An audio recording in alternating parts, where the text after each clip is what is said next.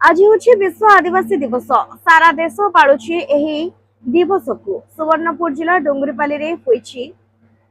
डोंगरीपाली स्थित आदिवासी भवन ठारे श्याम सुंदर भोई सभापतित्व रे विश्व आदिवासी दिवस पालित होईची। महान विप्लवी बिरसा मुंडा एवं संविधान प्रणेता डॉक्टर भीमराव आंबेडकर फोटोचित्र रे पुष्पमाल्य अर्पण करथिले। भीष्मदेव मल्लिक दीप प्रज्वलन करी आदिवासी दिवस संबंध में विस्तृत भाव में वक्तव्य कही।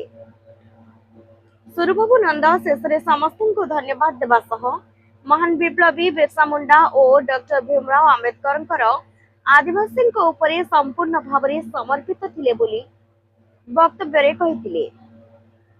आदिवासी उन्नति और समाज उन्नति निमंते आगक कार्यक्रम गुड़िक जारी रहिबो बोली उपस्थित अतिथिगण मत प्रकाश करथिले। एथिरे युवराज सिंह बरिहा, शांतिलता दलई, सरोजिनी मिर्धा, श्रीधर भरासागर, लवझंकर, गोविंद बाग, नीलमणि सिंह बरिहा, भागीरथी नरसिंह एवं आईनजीवी वीरेंद्र दर्शना प्रमुख जोग देथिले। आज आम गर्वर सहित बिरसा मुंडा आदिवासी दिवस पालन करूँ, जेनटा कि जम्मू टू काश्मीर जते आदिवासी भाई माने अच्छा समस्ते उत्साह सहित आज पालन करूछन।